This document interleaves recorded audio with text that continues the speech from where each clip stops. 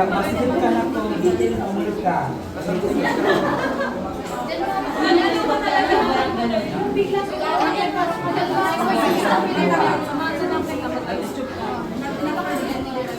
Sige, nagaramit din ni Bote na.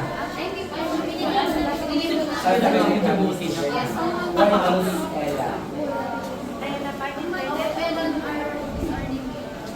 We are judging the wine presentation. These wines, all wines na nandito ngayon, all these wines are carefully prepared, di ba? By the pharmacy students. So, ito ngayon, unang-unang wine na to is the apple wine. Binili lang nila yung bote, sila ang naglagay ng label, sila na rin ang gumawa. And, masarap. Maganda yung pagkagawa. Because it malus elat because the scientific name of apple is malus domestic. Malus domestic apple. No, I have realized bakit binili datan ng sipiling mo na super. This man. Pinipiling mo na sakit. This man.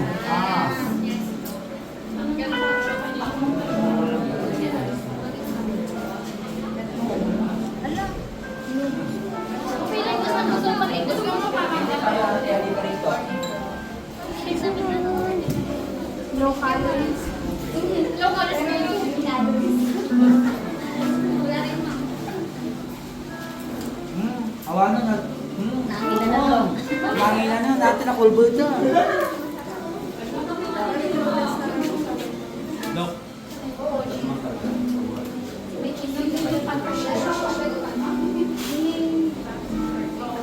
Can you tell us more about I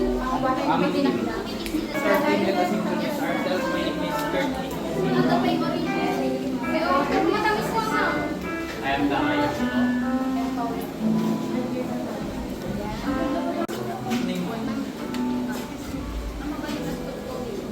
Thank you. Uy, meron tayo.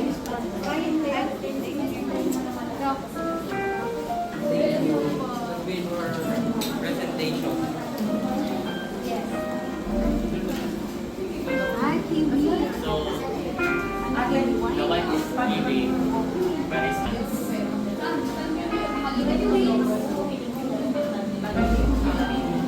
to become a wine? Anong ginawa niyo sa cake? So first we wash the fruits and we peel and crush them so we can extract the juices and we mix the juices with sugar and water so it can mix together and boil them. After we boil them, we put this to ferment and we store it on a bottle so it can further ferment from aging. So this is non-alcoholic drink. It is an alcoholic drink. This is good for the heart. And This is pharmacology, so dapat nag-try. If this is non-alcoholic drink, this is good for the heart. Just like wine na tawag dito, strawberry wine, grape wine, those are good for the heart. So then, first time ni makaraman ti kiwi. Kita mo niya, pas na juice na, kasi nakita niya ng juice. Then sabi niyo naman sa presentation niyo, pag pinarment niyo with yeast, talagang ma-preserve. Then it comes naturally yung alcohol niya, di ba? Alcohol. Ano, basi pala inom ka, tipsikan. Pero dito, little by little, magiging drowsy ka kasi nga, it comes naturally. Nanggaling talaga sa juice ng walang halong chemical. Masarap din siya. So kailangan, malpas din ang uminom ng tikas to eh. Uminom tayo matitanuman, tapos maramalan tayo di next.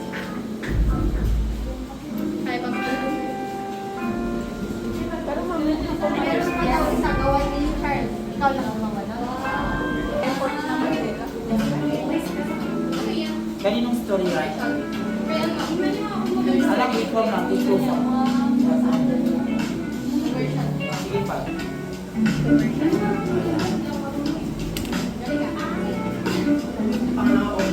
Upang mag-inom ng tindero nangayayan sa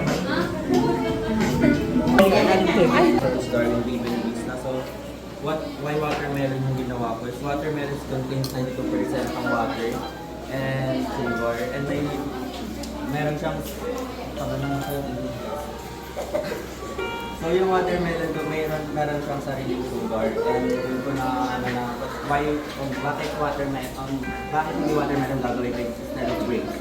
So yung watermelon is, pag na-ferment siya ng maayos, mas matamis siya grapes. Yun yung na-research ko. And mas maganda yung kulay niya. And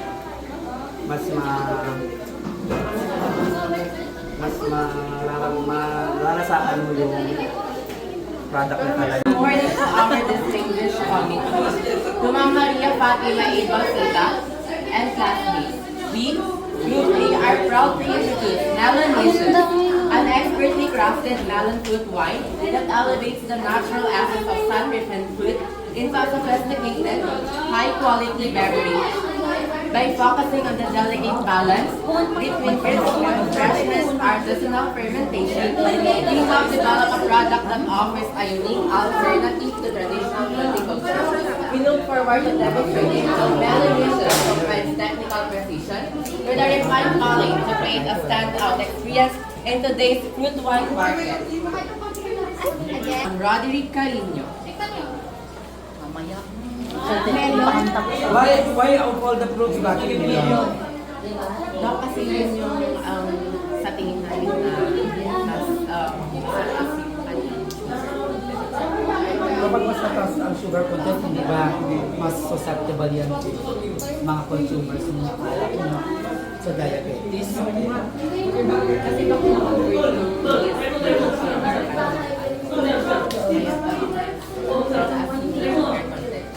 mas matapang. That is the very reason why na karamihan sa mga diabetic patient ay mangmarte. Ang you know. At karamihan din sa kanila nagkakaroon ng kidney Pero ang failure. alcohol is hindi siya lumalag. Parang hindi siya Binili niya sa lactating. 10% alcohol. Binili niya ito sa lactating na sa baba. Ang ginawa niyo rin. Orchid. Balang. Ay, stock prices. Ay, hindi ka marunong pa. Naglag ka no? Major areas for a deeper civilization like the Egyptians, Greeks, and Romans, medieval manuscripts and globally expanded over millennia. Yung movies na nakikita natin like Cleopatra and such, makikita natin doon yung mga hindi naman beers, hindi naman wines. So, it goes way back pa yung wine. Bakit ang wine expensive? Sige, bigyan niya kami ng brief history. daw kasi yung tagal ng pag-ferment. It takes time. Parang, the longer it ferments, mas masarap siya. Yes, correct. Kailan siya mag-expire? Wala pong expiration. Are you sure? I'm confident. Kahit binuksan mo na. Actually, kapag binuksan na, saka lang po siya magkakaroon ng expiration. Pero pag hindi pa binuksan, wala talaga. Yes. Pero yung perfect pairing ng wine is talagang Cheese. Yes. and the steak, charis. Medical uses are hydration and electrolyte balance, antioxidant, immune system support, digestive health, cardiovascular health, anti-inflammatory effects, hepatoprotective effects, diuretic properties, and potential anti-cancer properties. And its constituents are sugar, water, vitamin A, and more. So let's take a look why our Melanesian is special. Some experience through technical excellence. Of course po, naghanap po kami ng melon talaga po na yung sa may, malalaman mo po na right po yung isang melon na meron siyang yellow sa top niya. So yun po yung kahanapin namin. And then after Hindi naman lang. Ang init. Nakamay pa yun. Ganun na yung mata. Ito yung video presentation ay no process ng wine. Oo, mga ganito yung lasa ng last year. Ilang months nyo to prepare? Actually, Table 4. Table 4. Yes. Sana, pack wine. Why pack wine? Pack from the root wine pack 1. So this is our presentation. Alam niyo yung kabuhan. So first, introduce ko muna namin yung mga sarili namin.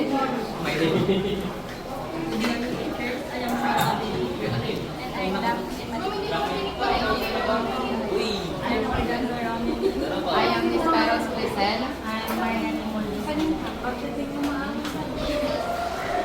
So, ito po yung description of the wine po namin. So, date of production, noong January 21, 2026. And then, yung first production ng pag-boil po namin, yung re-boil, March 8, 2026. And yung pinaka-last na re-boil po namin is April 15, 2026. And ito din po yung mga ingredients niya, watermelon, yeast, sugar, and water.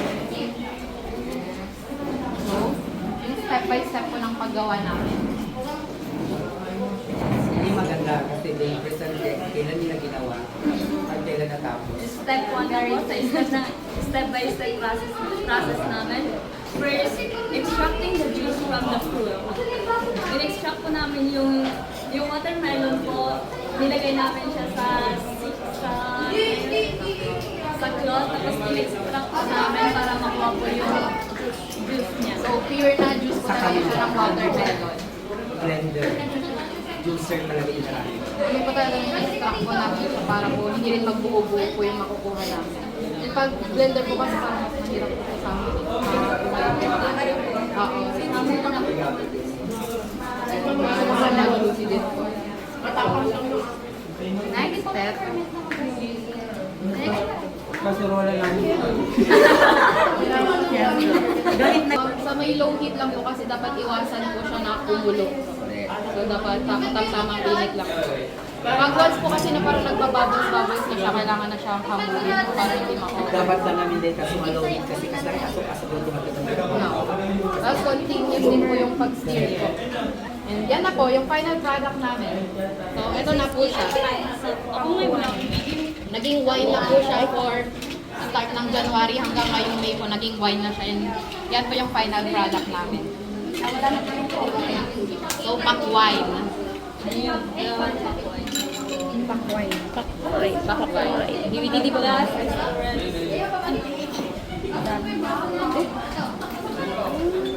Parang colorless siya. Yes, ma'am. Hindi mapapansin niyo po kasi, di ba same po kami ng watermelon doon. Kasi mas, maano po sa kanila, noong April lang po yung ginawa. Ito po, mas matagal na po siyang na-ferment kaya naging ganyan na po yung color niya. Ay,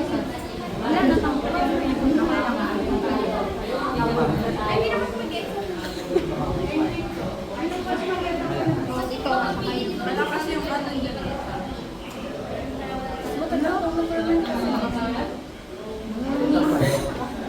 Mas nalasan ko dito na kwalita ko po. Nitalo mas nalagin ng juice. Tama, hindi ko talaga mag-low to wine. Hindi luwa. Parang Sparkling mo na. wine, parang ganun lang. And yun naman ang hinahanap natin sa white malasing.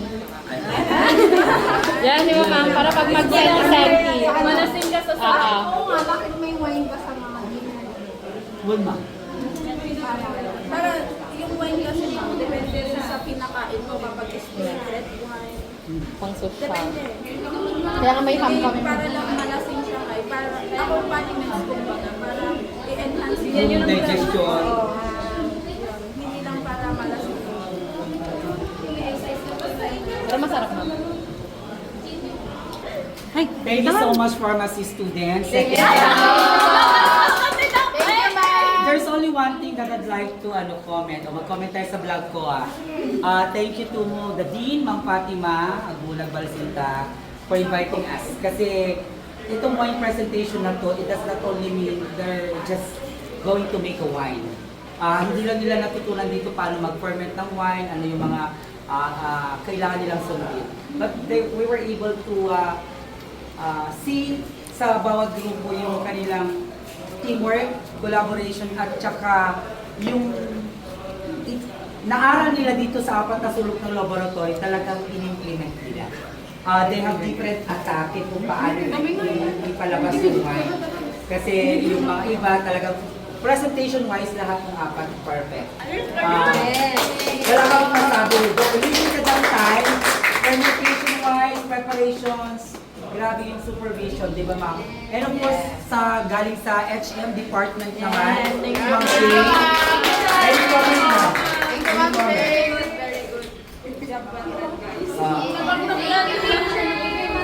Licensed pharmacist, Ma'am Carlota. Ganda yung presentation niya. And also sa mga And the dean.